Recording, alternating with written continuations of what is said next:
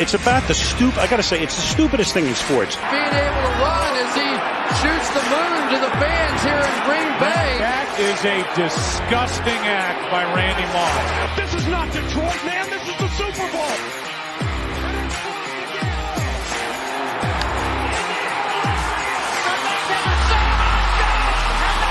Here we go.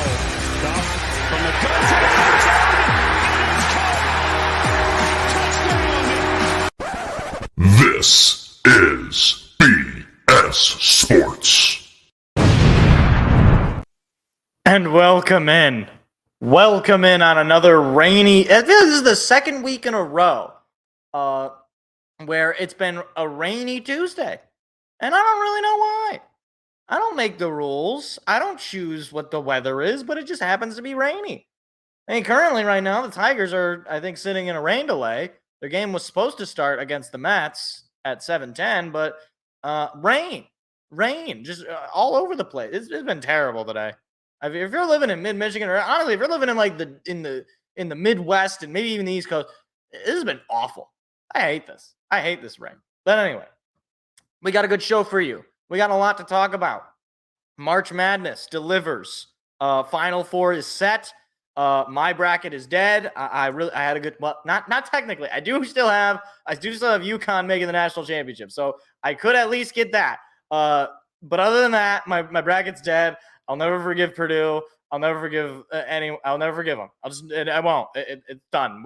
They had a good run. I'm done with them. I'm more so talking about Tennessee. We'll talk about it. We'll break it down because there's a lot I want to talk about, and it's a fun time. And it's actually fun talking about other teams that aren't Michigan State, so I don't have to get all angry and upset. But speaking of angry and upset, I get to talk a little bit about the Red Wings, and particularly some beef I got with some Red Wings fans this past weekend. They did win last night, which was nice. They needed that win, but still got some beef, and we'll talk about it. We'll talk about the state of the team as well, and we'll talk about the Tigers. I mean, right now they're on a 4-game win streak to start the year, 4-0, sweeping the division rival White Sox. You know what? I know that the headline is March Madness. Let's do Tiger baseball first because they're in a rain delay, and I don't want to be talking about them in the middle of their game at the very least. So, you know what? Let's talk Tigers, all right? They start the year with 3-game sweep of the White Sox. Scooble. I mean, absolute masterclass. Like, let me see if I can pull up the box score here of his home opener. Not the recap icon. Can I not click box score? What is this? I don't know what I just clicked. Okay, yeah, there we go. Here we go. Tarek Skubal, I believe he pitched 6 innings. 6 innings, just 3 hits, no walks, 6 strikeouts. I mean, if that's a sign of things to come for him, if that's basically what we are going to expect from a Skubal start every single time he's on the mound, I mean, maybe not every single time, but basically every time he hits the mound, you're going to have a start like that. I'm feeling good. And this bullpen as well has been great. Shelby Miller has been a fantastic addition. I didn't even know who he was. I saw him take the mound on opening day. I was like, who's Shelby Miller? I don't even remember. Apparently, we brought him in. He's been fantastic. Andrew Chafin, he gave up the 1 home run, I believe, on Sunday, but he's been great. Jason Foley has been fantastic. Fortunately, the only like lousy spot in the bullpen that I've seen so far was Alex Lang. which is crazy to think about because of how good he was to start last year and just how he has sort of just careened down. But luckily, we got our arms. We've got the arms. I mean, Jason Foley has been lighting up the what's the name of the gun? The speed gun. I don't know. Is that the right word? I mean, he's throwing 100 miles an hour fastball. Like, pitching has been out of this world. And I didn't know if it would be this good. I knew it would probably be pretty good. But through 4 games, they've pitched 2 shutouts, and they've won every single game except for last night by 1 run. Like, you couldn't ask for a greater start for the pitching. They've kept this team in games despite the offensive woes, and that's what I want to talk about very briefly here. There is a couple of notes I want to point out because Green, Torque, and Carpenter, the 3-headed monster of young players, they've all driven in runs. I mean, Green and Carpenter both have hit home runs. Torkelson had an RBI in his first game. It was the RBI that, he didn't have an RBI the first game. The second game, he had an RBI. But the thing about this offense that is not exactly, what's the word? Inspiring. Let's just take a look at some of the stats through 4 games, okay? As far as, let me just get average, okay? So they only get the average for the top 6 guys because I guess they have the most at-bats. Things are bad when your second best hitter by average is Javi Baez, who's batting 188, by the way. Riley Green batting 067. Colt Keith, the guy that we signed to this massive extension, he's batting 083. Parker Meadows, 100.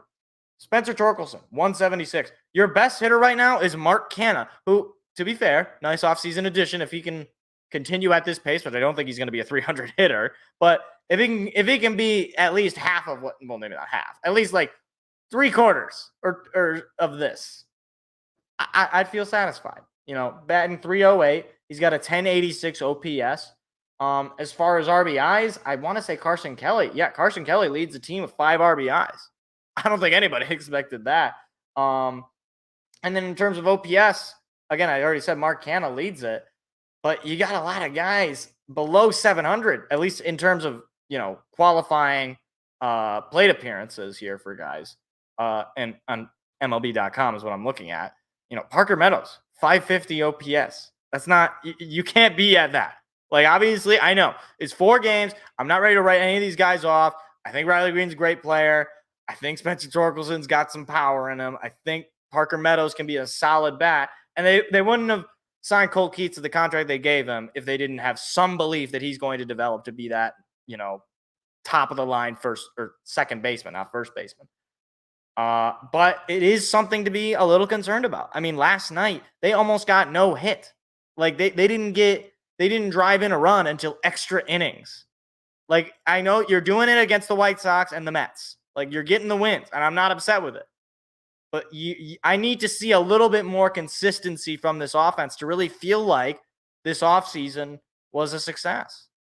Like, if you come to me by the end of this month, by the end of April, and this team's offense feels basically like where we're at right now, where it's inconsistent, maybe they'll show you some like run scoring in spurts where like they'll have 1 inning where they score a bunch of runs and then the whole rest of the game they just die. They don't go anywhere. That's not going to work. That's not going to work for me. This is going to be just like last year. And I want to believe this team is better than last year. I want to believe that Scott Harris and Jeff Greenberg and the young players on this team can make some progress and actually move, the standard of this team a little bit higher. But it's hard to know this early into the season whether or not right now is the exception or right now will be the rule. Now, you can safely assume that these stats are not all that reliable of where they will be, at least individually. I mean, people forget Riley Green was like a 286 hitter last year, but the offense was still terrible. I mean, Spencer Torkelson hit over 30 home runs. Offense is still terrible. I need to see a little bit more. And maybe assuming they play tonight, which is unknown due to this rain delay, assuming they play tonight, if they come out and are whacking the balls, hitting the home runs over the fence like the Meet the Mets song, like if that's what's going on, I'll feel good about it. I'll feel good going into the home opener against the Oakland A's because they got a chance to win this 3-game set against the Mets tonight. And I'll say this once, and I'll probably end up saying it again, but I don't care who you're playing. If you win 5 games in a row, you have my attention. And again, it's not easy to win 5 games in a row. I don't care that it's the beginning of the year. I don't care that it's against potentially 2 of the worst teams in the respective leagues. I don't care who it is. They're major league players, and it's major league teams. I'm not gonna say that it's not impressive. But right now they're still sitting with looking at their schedule. Here's another thing I want to point out here. Looking at their schedule, up to at least April 11th, they have nothing but winnable games / winnable series. They have a chance to win this series tonight against the Mets. If not, they have the chance. If they don't win tonight, they have the chance to win it tomorrow. Then they're at home against the Athletics. That is arguably one of the worst teams in Major League Baseball. You got to win that game. Then you go on the road. You take on the Pirates in a 2-game set. Pirates early on in the year actually do scare me because they always do this. But that is a team that if you are, in theory, an improved team, if you made the additions you wanted to make in the offseason, then you should be able to win that series or at least split it. But starting the 11th is when the real schedule, quote unquote, begins. You got a 4-game set against the Twins at home. You got a 4-game set against the Rangers, the World Series champions, at home. You got a 3-game set against the Twins again on the road. You got a 3-game set against the Rays on the road. That's going to be a brutal mid-stretch of April. But if you can go into April 11th, let's say they're 5-0 right now, or they're 4-0 right now. Let's say they win this series against the Mets. They win 2 out of 3. So that's going to put them at 5-1, right? 5-1 going into the home opener. I think you probably could sweep the A's. That should be 8-1, right? And then Pirates, I think maybe I wouldn't be shocked if they lose that series, honestly. So 8-3 going into the Twins series at home. Obviously I'm assuming a lot of things here. But if you can be sitting pretty 8-3, or heaven, God willing, right? 10-1,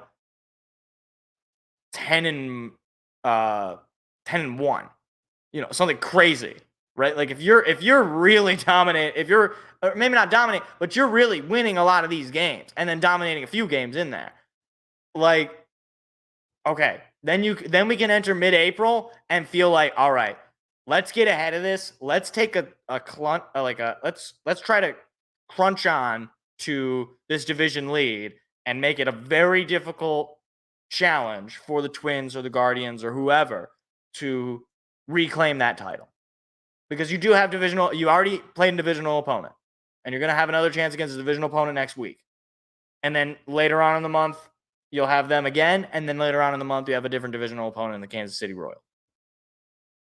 I just think it's one of those things where I know that technically speaking, we're only 2 years in, quote unquote, to this rebuild, because it's sort of weird where the timeline works, because obviously Al Avila gets fired and the team still has a lot of Al Avila draft picks, a lot of Al Avila players on the team, namely Spencer Torkelson, Parker Meadows, Riley Green, et cetera, guys that you want to keep around, to be fair. Even Cole Keith, I believe, was a Al Avila draft pick.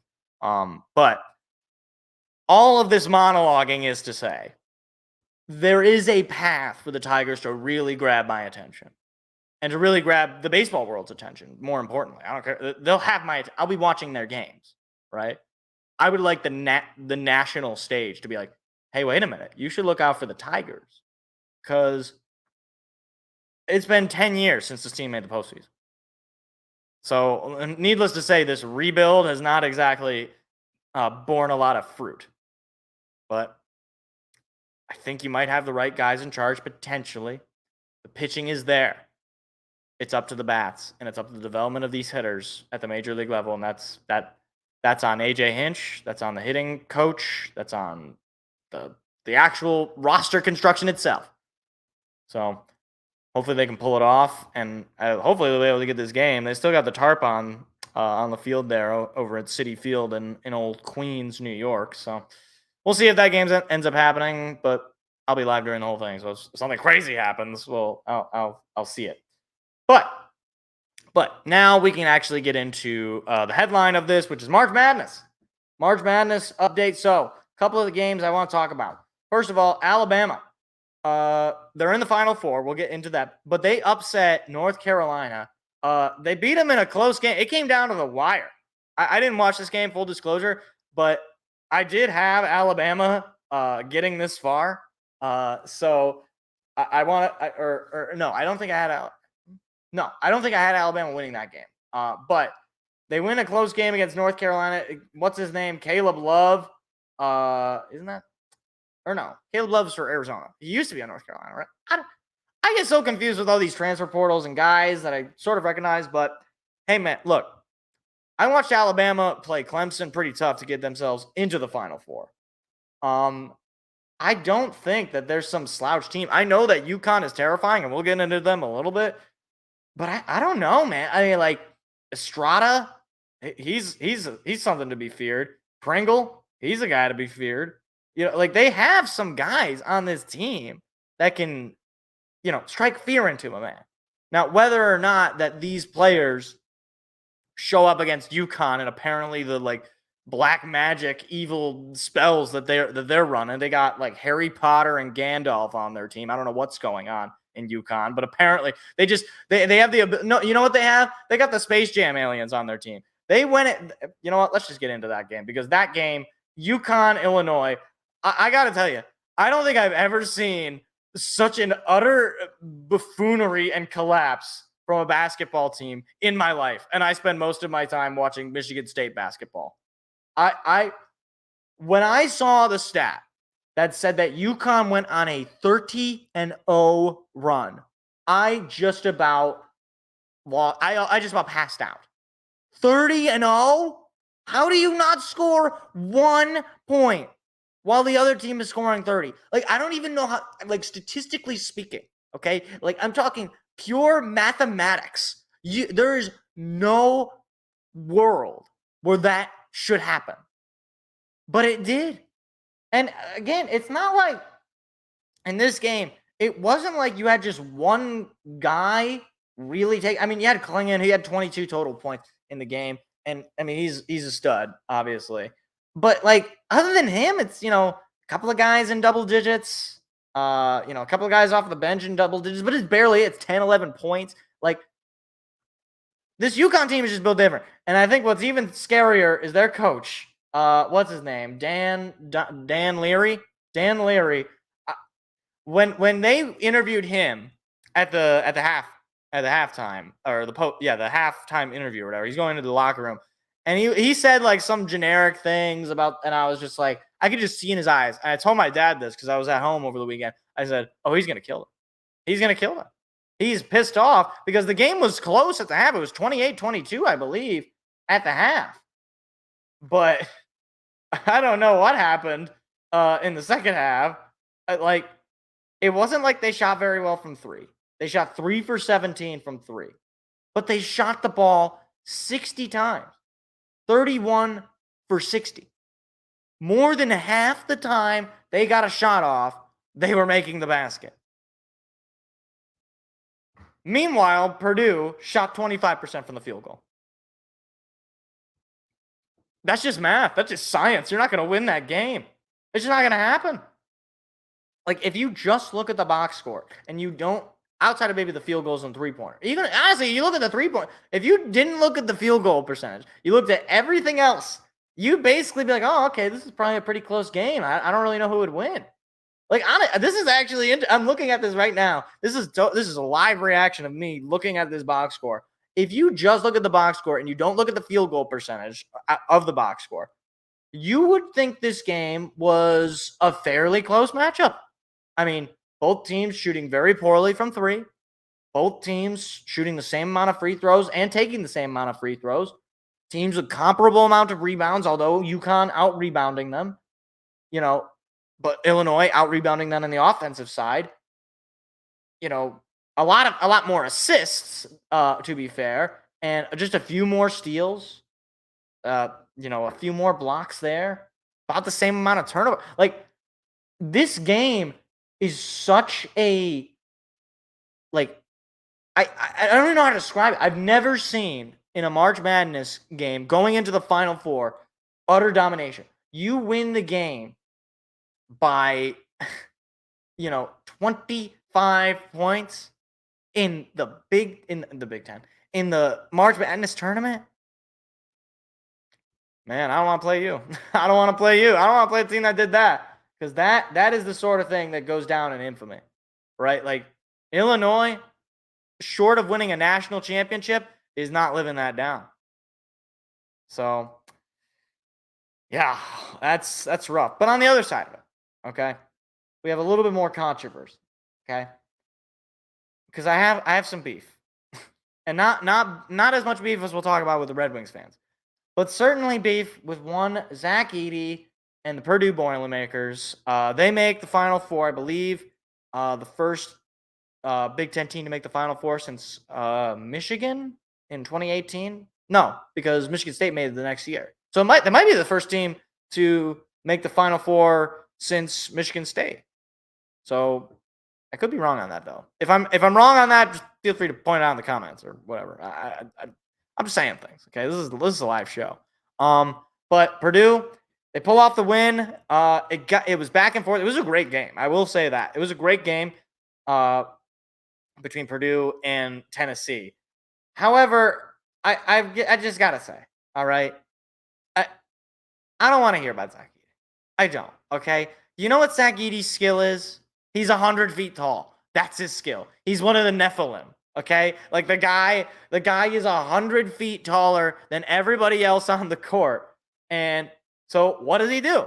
I was saying, like, live watching the game, I'm like, okay, here's what Zach. I could tell you exactly what he's gonna do. He's gonna go into the paint, right? He's gonna stand around in the paint. They're gonna pass it inside. He's gonna post up on whoever's defending him, and they might try to triple team him. And he's either gonna go for a hook shot, or he's gonna draw a foul and make it, or make the hook shot, or some combination. And that's just what he does. Like, does he get a lot of points? Yes, he had a 40-point game. He massacred them. He was basically Purdue's entire offense. They literally did not have a point from their bench. Not 1 point on Purdue was from the bench. 40 points from Zach Edey, playing basically the whole game. Playing 39 minutes. That is the whole game. He didn't play the final minute, I guess. Or at least 1 minute of the game he didn't play. I don't know if it was final minute. I don't remember. But, like, I guess my thing, and this is somewhat of maybe potentially a college basketball problem. I guess if I just see, like, a player who's clearly not going to be in the NBA, I don't know. I guess I just sort of turn my brain off a little bit. Like, I'm not interested in Zach Edey. And he's clearly not athletic. He's clearly not, he's clearly not an NBA player. And I'm just sick of hearing about how, like, yes, he has all these statistics, and yes, he gets a lot of points. But can we stop pretending this guy is Shaquille O'Neal or, Michael Jordan or any of these guys who in college you just knew that they were going to be killers in the, like, he is like the embodied, like, if he was a foot shorter, he would not be as good as he is. That's the difference to me. And I know you could probably, if Michael Jordan was 5'11", he wouldn't be. Sure, I understand that height is an aspect to it. But my point is, when supposedly the face of the Big Ten basketball, the face of Purdue at least, and one of the major stars in this tournament is frankly one of the most boring and unbearable basketball players to watch, and it's just very unfun as a player to watch, it does devalue it for me a little bit.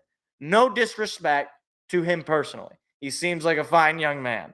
And I say young man, I think he's actually 1,000 years old because he's from Middle Earth and he was there 10,000 years ago when when Saruman and his one, or not Saruman, Sauron and his one ring were smited down by what's his name? The I don't remember his name. I should know this. I'm a big Lord of the Rings fan. I don't remember the guy's name. Sildar. He was there. He was there with, Elrond and Isildur. Anyway, no more Lord of the Rings references, other than the fact that he's one of the characters in it.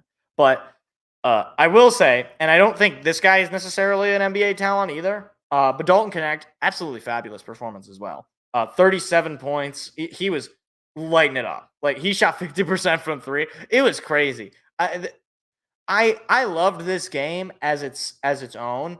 I didn't like the result because I did have Purdue winning the championship on my bracket, so I'm very disappointed in them for that. But I just have this like visceral, like, and I maybe this is on me, honestly. It could just be on me. I just kind of want to see Zach Edey and Purdue lose. Like, I don't like the brand of basketball. I just don't. At least when Michigan State was good, we never had a guy like Zach Edey. We always, and again, maybe this is just biased me, okay? Maybe this is just, biased Spartan fan saying that every time his team wins, it's fun. That's probably it, honestly. But at least our last Final Four run, if you go back and you watch those highlights, those are fun, right? Cassius Winston driving to the basket, Xavier Tillman, contested hook shot underneath. Like, what does a contested hook shot even look like for Zach Edey? He's 100 feet tall. He's a redwood. Like, it's not, you can't do anything. So, look, congrats to him, I guess, but I wish for something a little bit more fun. And speaking of fun, do I have the team for you?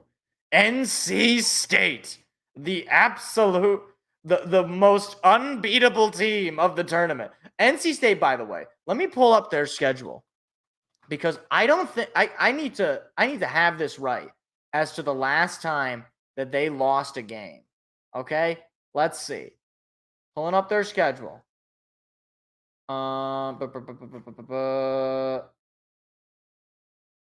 Is that right? Wait, this is the men's, right? Yeah. Is it right? Okay, why am I getting women? Why am I getting a woman on the NCAA men's? What is this? Yeah, okay. This is the men's. I don't want to double check. Okay. NC State has not lost a game since March 9th. Okay? March 9th. That is absolute insanity. And that's including, winning the ACC tournament, right? Like, that's absolute insanity. Insanity. I'll say this. I've never personally cared for NC State.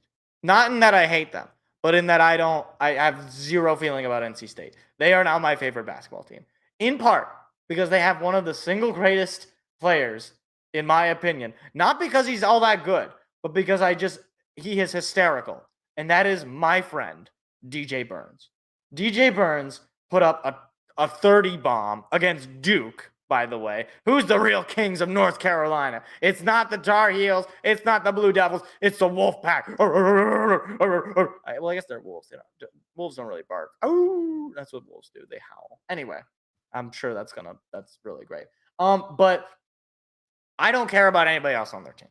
They have DJ Burns, who is like 6'10", 200 some pounds. He's 6'9", 275 pounds. The guy is a freight train, okay? He's as wide as Zach Edey is tall. This is an absolute animal. And it's not like his regular season was, like, amazing. Like, he shoots 50% from the field, whatever. I mean, he's a power forward. He's not shooting really from the three. He's got 13 points a game this season. But he has been, like, I've watched just one game of him, okay? And I fell in love. He's my favorite. I love this guy.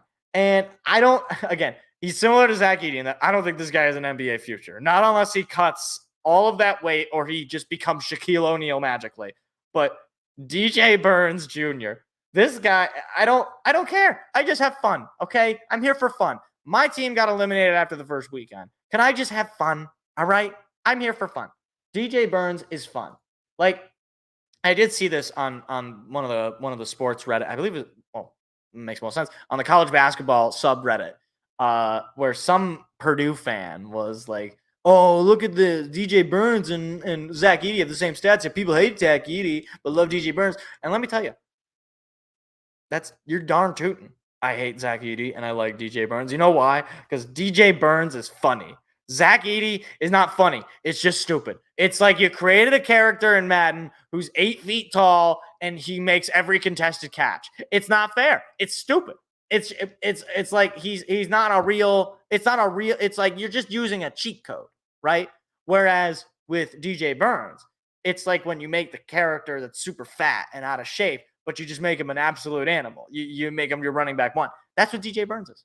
That's what DJ Burns is. He is the stupid, like what? How did you end up being a D1 basketball player, let alone help lead a team to a Final Four run? Gonna put up a banner. He's probably gonna have his name retired and his jersey retired because he's a legend in my book. All right. I don't know how great he is. NC State fans will have to speak to that, but I love him. I love him dearly. He is my role model. I wish I could be more like DJ Burns. Be more like DJ Burns, kids. I don't know what he's like in his personal life. Maybe he's actually not that great of a guy. But if he is a good guy and he's doing this, all the more reason. All the more reason. I love him. I love him. I think it's great. But anyways, I'm going to actually be right back. I got to get some water because I realized I didn't bring that to my desk here before I started the show. And my throat is starting to yell at me, which is interesting, given I don't know how the science works on that. Like, I don't know how it's like yelling at me, right? Like, that doesn't quite bode, that doesn't quite make any sense. But anyway.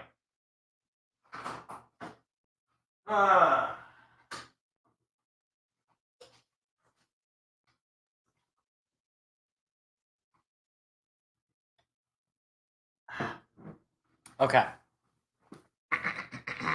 Okay. So I realize I've been just sort of really barreling through the topics. It's actually going to be a pretty short show for today.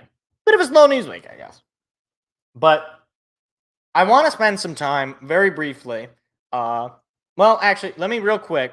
We'll get to a little bit of NFL offseason news because there was a signing. Former Lions wide receiver Josh Reynolds. Well, now former. Signs with the Denver Broncos. 2-year deal up to $14 million for Josh Reynolds. I think he's a really solid receiver. Now, the question is he a Jared Goff merchant? He really only had his best years with Jared Goff as his quarterback. He had a brief stint with Tennessee when we traded him in 2021. Obviously, we bring him back for a short-term deal. I think he's a great player. I really do. He just seemed like he was Mr. Reliable on a lot of third downs. And I know, obviously, the drops in the NFC Championship game, uncharacteristic of him, frankly. But question is whether or not Denver is going to have a quarterback. I'm assuming they're going to be looking to take a quarterback in this draft. I don't know if they're going to draft or trade up. I don't know if they're going to stand pat and take whoever the best quarterback is that falls to them. But I will say, I think it's a fine signing. I think it does add to that. And he's joining Cortland Sutton, who is a good player. So, hey, man, their wide receiver room in Denver, it might not be all that bad, all things considered. But, again, it's hard to know whether or not the stats and the catches and all that Josh Reynolds was able to put up was due to chemistry with Goff. Because he played with him back at L.A. I mean, they went to the Super Bowl together back in L.A. So he had that really good chemistry with Goff. We'll see if he can build that chemistry with whoever Denver ends up rocking with at quarterback. So with that though, I want to spend some time on this.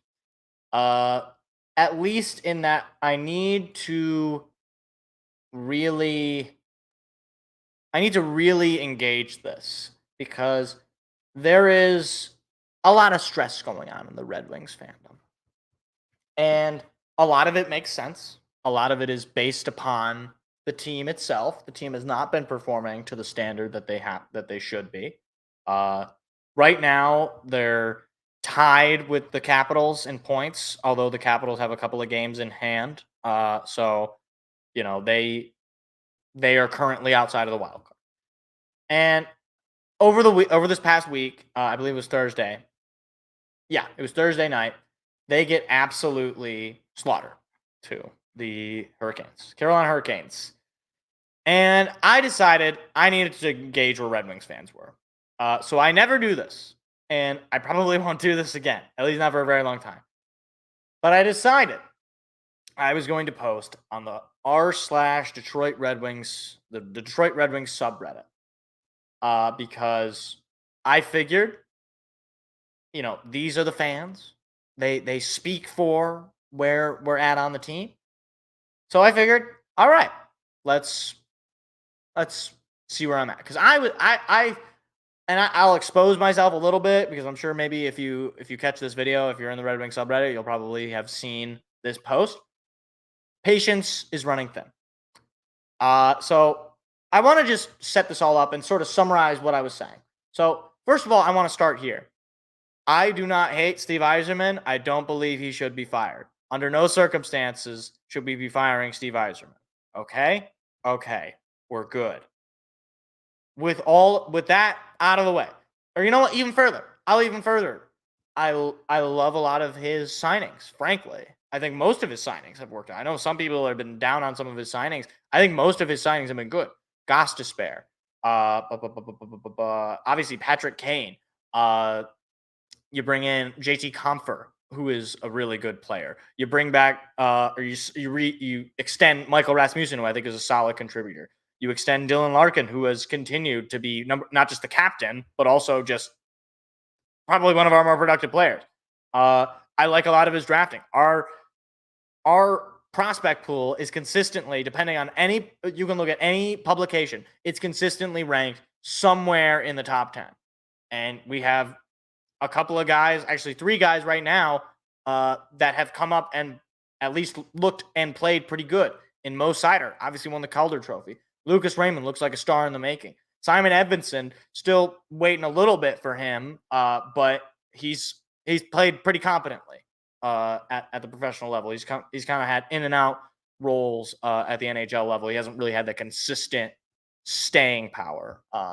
But on top of them, you also have guys like Marco Kasper. You got Trey Augustine out of Michigan State. You have Redmond Savage. You have Carter Mazer. You have Nate Danielson and Simon Pellica.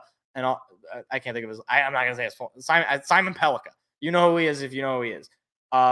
You have guys, right? There's a reason that this prospect pool is ranked so high, and you have the Grand Rapids Giffards, your AHL affiliate, playing really well, which bodes well for the future of your team, right? Your minor league team's playing pretty well, one of the top teams. It means you probably have a lot of guys that are going to be NHL ready, at least in the next few years. So all of that said, I think in general, we've done a good job. He's done a good job. Steve Yzerman has done a good job. Every year since he's gotten here, the team has gotten better. Okay. I feel like I've given Steve. I feel like I've given Steve Yzerman enough credit, right? I think I've showed my hand. All right. With all of this happening, I am tired of seeing patience and trusting the Yzer plan. I'm tired of it. Okay. I get it. Okay. He's done all these good things. I understand. I've run down all of the things that I like that he's done, and it's more things that I don't like. But the team that he has constructed, his team, right, has gone from 8 points into the wild card to probably not making the playoffs, right? They do not control their own destiny at this stage. And the coach that he hired, right? I don't know. People must have some sort of memory loss on this. The coach that he hired is currently on the hot seat after just 2 years. Funny how that works. He can stick around for another 5 years, but the coach that he brought in to coach the team that he built, we got to get rid of him because it couldn't possibly be the roster construction. And again, 5 years of drafting, 5 years of offseason, and we have 3 guys that he has drafted, all of which, by the way, are first-round picks. All of which also are not just first-round picks, but first picks in the first round. And not to mention, of course, the fact that mid-season, the team is feeling good. We're taking control. We're really taking that step forward. What does he do at the trade deadline? Hold on. I'll tell you. That's what he does. Nothing.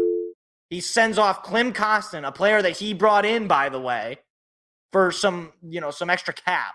You know what would have been an easier way to save cap? Just don't sign Klim Kostin. I don't know. Maybe that's a little too extreme for some people. But all this is to be said. The other thing that I hear a lot is, well, he inherited the worst situation.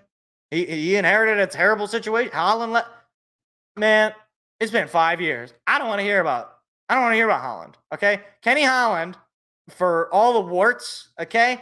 He did win us 4 Stanley Cups, right? He built those teams, or he helped build those teams, right? What has Steve Yzerman as a GM done for us? I'll tell you. Hold on. Here it is. That's what he's done for us as a GM. Let's run down the list of things that a good GM you would want them to have achieved, right? Like, well, let's see. Has he won a Stanley Cup? No. Has he gotten a team to make the Stanley Cup? No. Has he gotten a team to make the Eastern Conference Finals? No. Has he gotten a team to make the playoffs? No. Has he gotten a team to have a winning record? No. Has he drafted a superstar player that everybody covets immediately? No. He hasn't done any of that. And that's not even to say that he hasn't done any good things. It's just that of the big things, there is nothing like out of this world to the point where you feel great about where the team is, right? Okay. And further, like, you can't say that this is all the making of Ken Holland, okay, when he is actively keeping and extending some of the guys that Kenny Holland drafted. Last I checked, Steve Yzerman didn't draft Dylan Larkin. Kenny Holland did. Last I checked, Steve Yzerman didn't draft Michael Rasmussen. Kenny Holland did. And guess what? Steve Yzerman extended both of those guys. And I like those signings, as stated before. And to give me this, he got screwed in the lottery. Well, guess what? How many number 1 overall picks did the Red Wings get to, have their dynasty? Of the 90s and 2010s. I'll give you a hint. It's anywhere between 0 and 0 because that's how many they had. All right? This idea that the only way is to just get the number 1 overall pick every time. That's just nonsense. Okay? It's just not true. A lot of superstar guys that we had were drafted late in the rounds. All right? It wasn't first overall guys. And by the way, again, just to point out, not a single one of Steve Yzerman's late round picks, no picks that he has taken outside of his first pick in every draft has currently made the team. So, not that they're not going to be good. I'm sure they could be good, but it's just a fact that they aren't here, right? And we're 5 years into this. Continuing on, okay? To say if this team can turn it around and make the playoffs, all right? I'm not going to yell and scream. I'm going to be happy because mission accomplished. That's what you should have been doing.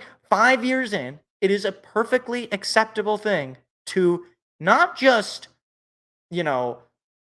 have an opinion and say that you think that they can do this, but to say it is a standard, that it is playoffs or bust, that if you don't make the playoffs, it is a disaster. It is a failure. And that failure goes all the way from the bottom team or from the players themselves to the people in charge. Okay? I'm sorry. I don't want to hear about Kenny Holland. I don't want to hear about Jeff Petrie. I don't want to hear about Derek Lalonde, who he hired.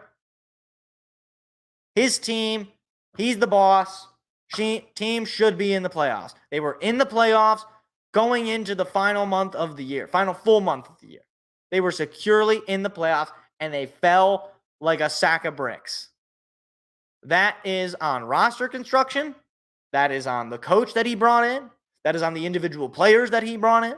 Like, the thing is, you can say, oh, Jeff Petrie has been sucking. Oh, Andrew Kopp has been sucking. Oh, Derek Lalonde has been sucking.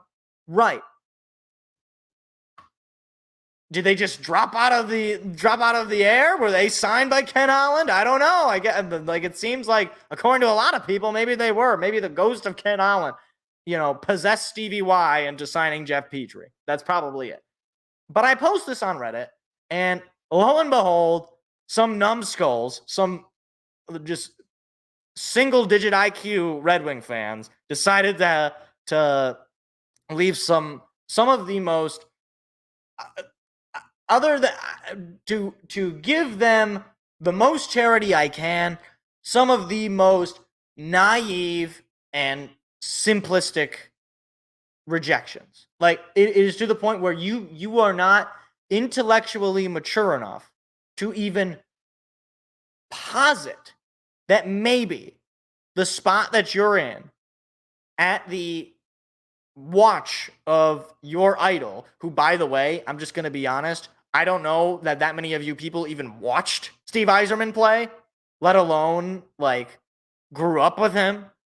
I don't know, maybe it's possible. But it seems to me that even me, someone who, has brief childhood memories of good hockey for the Red Wings, it seems to me that this is a similar problem with that the Pistons fandom has, where you have a lot of young people who genuinely have no idea what it's like to have a good team. And so anytime anybody criticizes them, they just think that you're a hater, that it's Detroit versus everybody, blah, blah, blah. Anyways, I want to get into some of these comments because some of this is absolutely just hysterical. All right. So I've already broken down my entire feelings about the team, regardless of that win yesterday, which I felt good about. It was a good win. Needed it. That is basically my feeling. Okay? And if you think any of that is unreasonable, okay, fine. You think it's totally unreasonable. I would love to hear it. I'd love to hear you argue it. Maybe have an actual discussion. Be adults. Or, on the other hand, you can be like some of these people. So I'm not going to read their names because I do have some level of respect. But this post is public. You can find the post. And I'm not going to read all of the things. I'll read some of the just. If you can find someone, this is a relationship advice. If you can find someone who loves and has undying faith and devotion to a man they've never met and probably never will meet, and even if they did meet, probably does not remember them and does not care about them as these people do towards Steve Yzerman, find that person, put them in a laboratory. We got to study them because there's some science going on that we got to figure out. Anyway. Stevie never said we would be in the playoffs in 5 years. Stevie never said we would be in the playoffs this year. The goal for this year was playing, not winning, meaningful games at the end of the season. We've met that goal. Did it ever occur to you that maybe if the goal after 5 years is to simply be playing meaningful games, that maybe things have not gone as smoothly as we wanted them to? Maybe. I don't know. Just a crazy thing to think about. And I'm sorry, if that's your goal in any year, get out. Like short of your first year tanking, right? Like tanking, quote unquote, right? Selling off pieces. You're the Chicago Blackhawks, you're the San Jose Sharks. Short of anything like that, have some self-respect, right? Like, have some feeling that, no, why not us, right? Like, why can't we go out there, be professionals, be a little bit difficult, not go out there and get shut out to teams that are far and away better than us, that shouldn't be far and away better than us? I know. Hard to actually hold our teams accountable. I know. Such a crazy thing. When the thing is too, there was a lot of these things of people talking about like, oh well, what, you just want him fired? Never in the post did I say I want him fired. And right now I'm not saying I don't want him fired. If you say you want him fired, I think you're a little crazy, right? Like that's just, there's no reason to fire the guy, at least not right now. Here's another one where he quotes me here where I said, if you had told me or told anyone back when he was first hired that after 5 full seasons you still wouldn't have made the playoffs, nobody would have believed you. This is this genius's response. Well, duh, obviously. The fact they're fighting for a playoff spot in 5 seasons after the dumpster fire the Red Wings were in is what anybody could have hoped for. It's like, you ever experience where like you know that scene in Zoolander where like what's his name is explaining to Ben Stiller the whole plan, and then after his whole explanation, Zoolander is like, but why male models? That's what I feel like with this. It's like, did you even read what I said? like what I said? It's been 5 years. You cannot tell me that we are still where we are at because of Ken Holland. You just can't do it. And if you can, then that's on the general manager who took over, who hasn't been able to get you out of that after 5 years. That is not on Ken Holland, okay? There is like 2 players that are going to continue to be like, actually, let me think about this. It's Dylan Larkin, right? Joe Veleno, and Michael Rasmussen. I want to say those are the only 3 like major Ken Holland players that are even still on the Red Wings. I could be wrong on that. I have to take a look at their roster again. But either way, at this point, after 5 years, it's the current GM's team. Like, in no other sport, in no other world, would you say that after 5 years, the state of the team can still be blamed on the prior regime? But I know, adult thinking is a little hard for some people. And a lot of these goal of the year was to be a bubble team or a bubble team. I'm sorry, I don't buy that. The goal this year, whether or not it was to be a bubble team, the fact is it shouldn't have been. That is not the goal after 5 years. There is, again, no sport where after 5 years, your goal is to maybe make the playoffs. What? That's not the goal in the NBA. Definitely not the goal in the NFL. It's not the goal in Major League Baseball. And it's not the goal in the NHL. I'm sorry. There have been countless rebuilds in the NHL. And there have been countless teams that have been in very bad spots that have gotten themselves out of it. You cannot tell me that after 5 years, an original 16, one of the most well-run,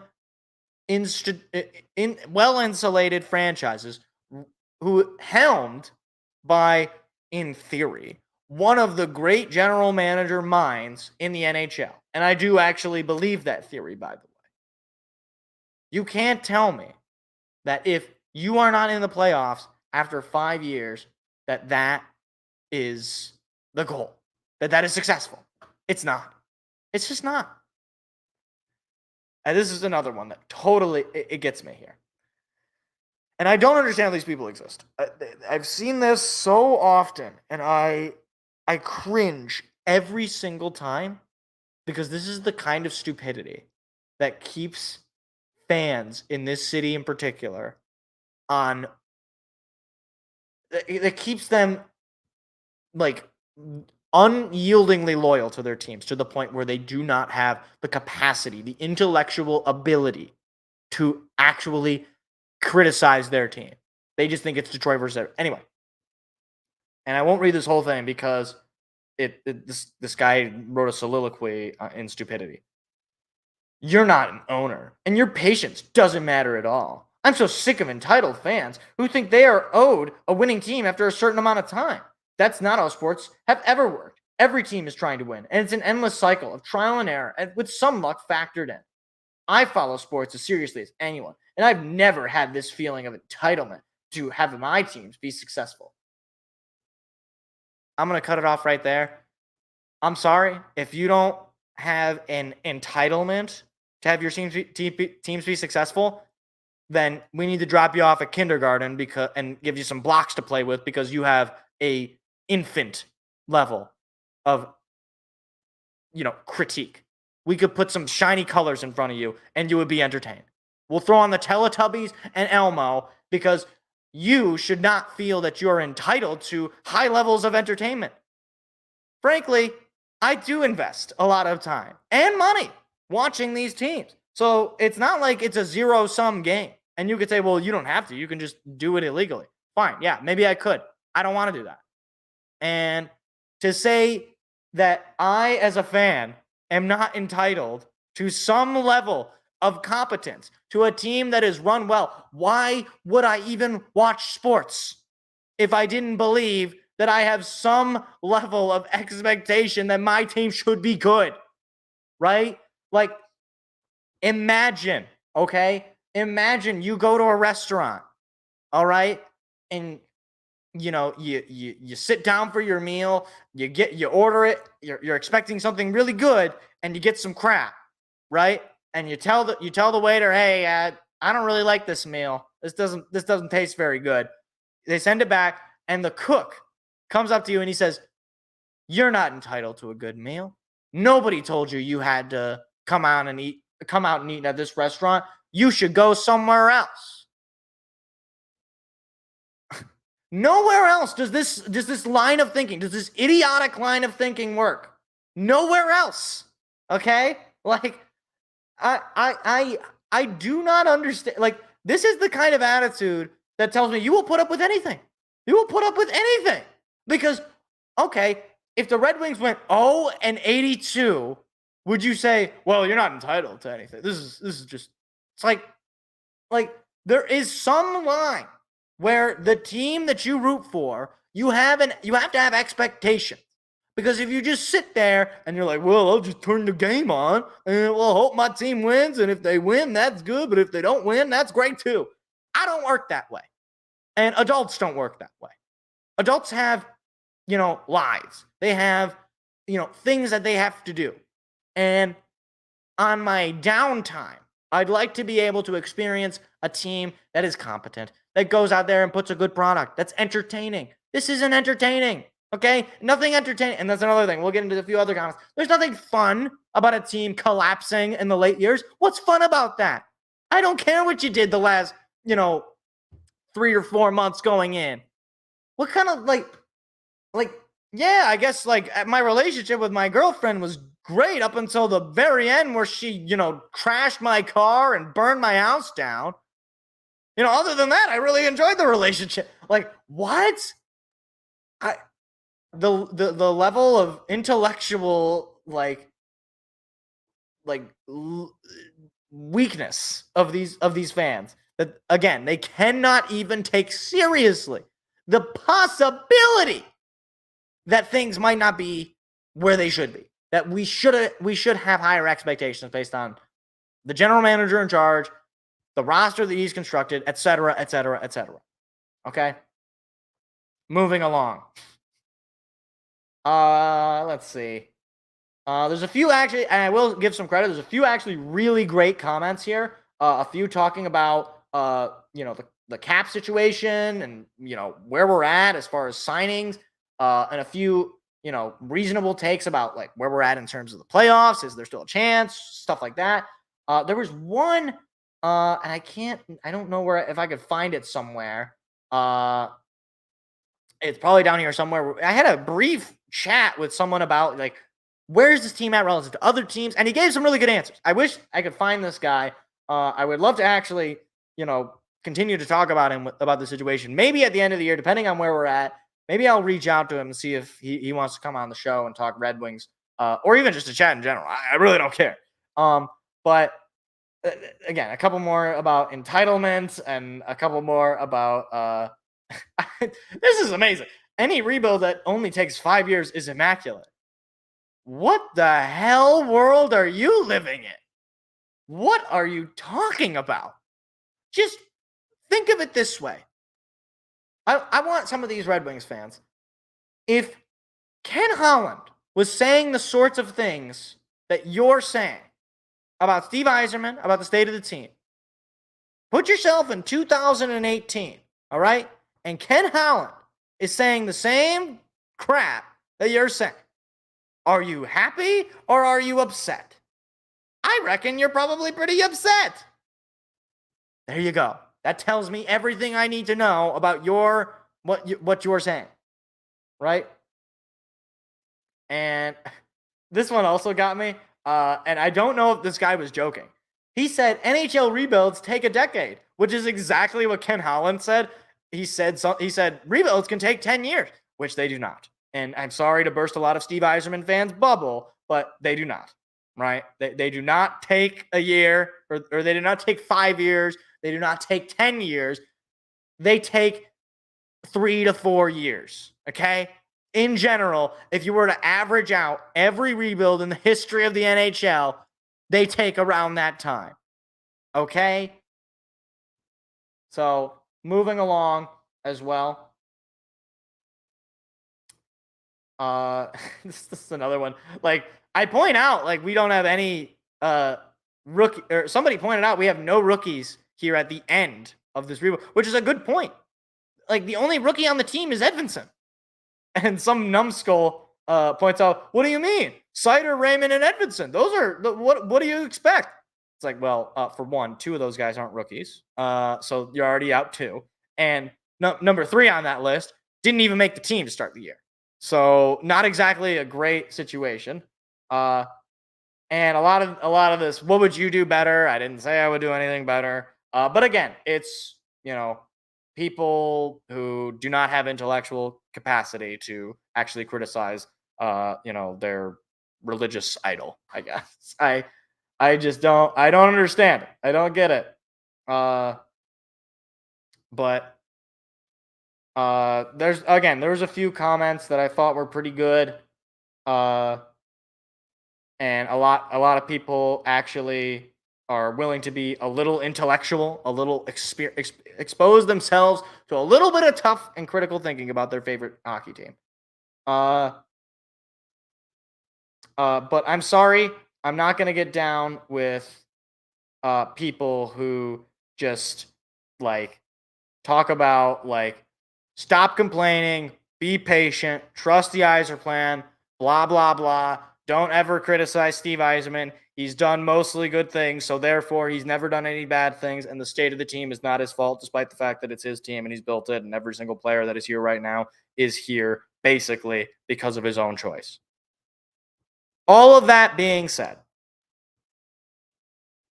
I would like for the Red Wings to continue with Steve Yzer. I'm not here to say fire the guy. I am here to say the guy, assuming they don't make the playoffs this year, which seems to be more and more likely, then he should be on the hot seat as much as Lalonde. He should.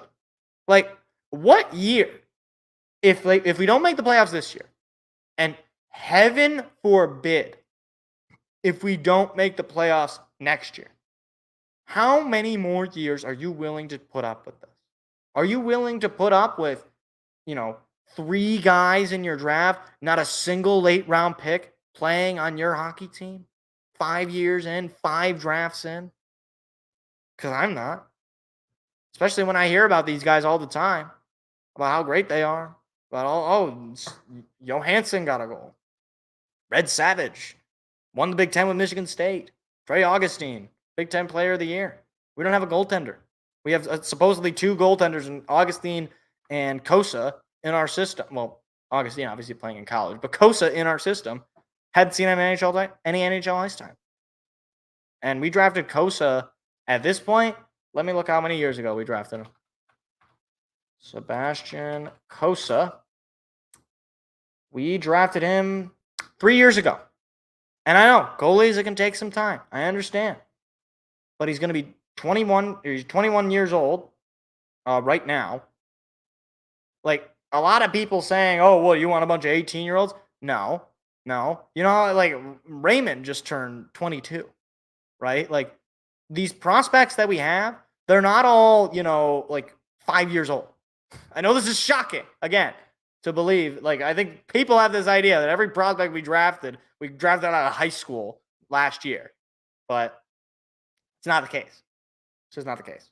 So, yeah, a little bit of rambling, a little bit of ranting, but hopefully this was a fun exercise for people. This was a little, cathartic, a little, helpful. Get the bad energy out, and maybe the Red Wings will make the playoffs, and we can have a little bit of fun in April. Maybe. One can hope.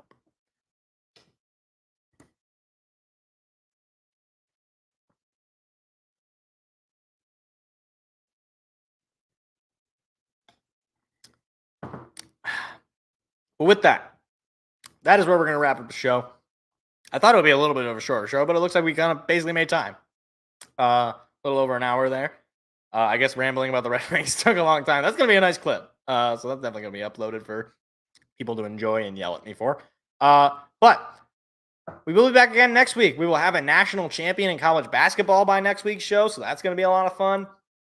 We're going to have more baseball with the Tigers. Hopefully, if they ever end up playing this game, which the more minutes go by, the less likely it is that they will. And then we'll see where we're at with the Red Wings by a week from now, because it's going to be a tough stretch here in April. And we're inching closer and closer to the draft. It's only going to be a couple of weeks away here. Just a little bit of, I guess insider baseball. I don't know if that's the exact right term. I do plan on streaming the draft. Hopefully Seth will be available that night so we can have him join us, our co-host, who unfortunately Home Depot has taken for slave labor every Tuesday night. So we only get him selectively. But sooner rather than later, hopefully we'll have him on for more shows. But anyway, that is it for tonight's episode of BS Sports. I appreciate anyone stopping by, listening in, hanging out. Hope you have a great rest of your night, and I will see you guys next week for all the sporting news of the week. Have a good night, everybody. Take care. See you later.